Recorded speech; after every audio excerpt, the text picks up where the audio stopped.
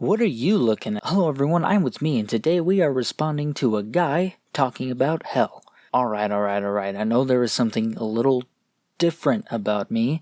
I know my head is now a pumpkin. Please do not ask, or else you will be cursed too. Happy Halloween! Well, it's getting close anyway. Thank you all so much for watching. I'm going to start this video on the third phone call since it's the one that talks about hell. But one last thing before I begin, listen to this. The Complete Bible Answer Book Collector's Edition, revised and updated, is a comprehensive collection of the most often asked as well as most difficult questions Hank Hanegraaff has received in nearly 3 decades of hosting the Bible Answer Man broadcast. That's right. That's Seth Andrews from The Thinking Atheist. For context, Seth Andrews used to speak for a Christian radio show from 1990 to 2000. Eventually he left due to him starting to disbelieve in God. I did not mean to go out and find this. The radio show had a YouTube channel, I guess. Alright, what do you got, Bible Answer Man? Hey, a couple Sundays ago I was listening to a pastor, Doug Batchelor, on a show, and he was talking about Revelation and times and the lake of fire. And he said that the lake of fire is not going to be eternal. He said that it will only be temporary. You will, if you're a non-believer or whatever, atheist, you will not be in the lake of fire forever. You will suffer a certain amount of punishment, and that will be all. I did not understand, I don't know if he explained it, whatever, what happens if that's true, and what happens to you after you serve your punishment. And I also just want to know where the lake of fire was going to be. Is it going to be on earth here, or where it was going to be at? Yeah, I mean, there's no biblical basis for the notion that God is going to annihilate people. A God of love and justice does not arbitrarily annihilate the crowning jewels of his creation. Far from rubbing us out, he graciously provides the freedom to choose between redemption and rebellion. Oh, wow, okay. I already do not like where this is going. Okay, which is more moral? A dad shooting a kid in the dome, or throwing the kid in his basement, having that kid being burned in a fire for all eternity? Think about it. Which one is more moral? Me personally, I would cherish my children, so I would do neither. Why would a God that loves his children so much do either of these things? Also, a choice? A choice between eternal torment or being with God? What kind of a choice is that? What if a dad gave his son that choice? What if a boyfriend gave his girlfriend that choice? This is abusive logic. It would be a horrific evil to think that God would create people with freedom of choice and then annihilate them because of their choices.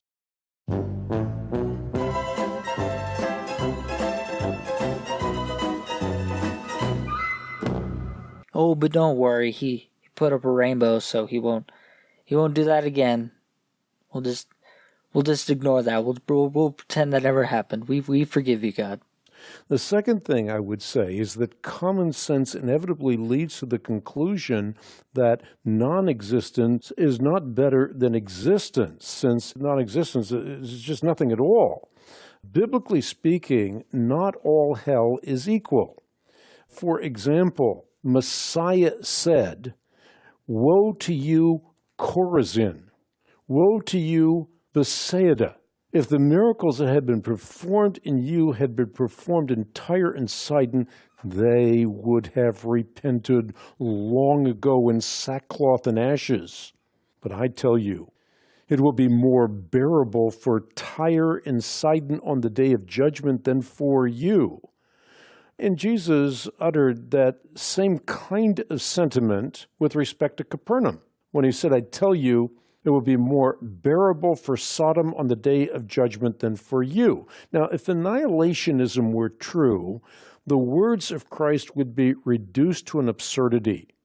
Plainly put, there are no degrees of annihilationism. And so I think God is perfectly just, and each person who spurns his grace will suffer exactly what they deserve. Yes, because God is great always, and he is never wrong, even when he literally has people annihilated. Excellent. You want your dictator with ketchup, sir? Now, in terms of where heaven and hell are, I mean, the first thing that we would say is that heaven is sacred space filling our place. In other words, when Jesus appears a second time, the veil between the habitation of God and the habitation of humanity is going to be removed. And then we will once again be as Adam and Eve were, those who have intimacy and fellowship with God as it was intended to be. Hell is the absence of that. Hell is being separated from the goodness and the grace for all eternity. Where hell is, we do not know. I mean, hell may exist in a dimension as out of reach as the realm to which Christ is now transcended is out of reach to us. We just don't know. We know that it is a place that is described as being horrendous, a lake of burning sulfur, or blackest darkness forever. Blackness and darkness forever sounds a lot like annihilation. Unless you are actively conscious, your God is one sick bastard. Also, if heaven and hell are dimensions like you're describing them, are we gonna have something like doom happen? The metaphors point to the reality that being separate from the grace and goodness of God is a horrendous experience. But this is precisely what God gives to those who choose it, to those who want it, to those who spurn a relationship with Him, to His goodness, His glory, and His grace. But why? Why does God allow it to be that way? Why is it binary? Why is it black and white? Okay, I understand. Thank you very much, Jake. Take my call. Well, I guess God is just a sick bastard. What are you gonna do? I think that guy got scared off by Bible Answer Man's conviction in his voice. The next caller has a really good question that's getting into the argument about if Jesus is really God or not. If you're interested in that, link to this entire video in the description down below. I hope you guys enjoyed my video. Please leave a like if you did. Subscribe if you want more content like this, and if you want to support the channel, like the patrons you are seeing here, link in the description to my Patreon. And yeah, that's pretty much it. Bye-bye!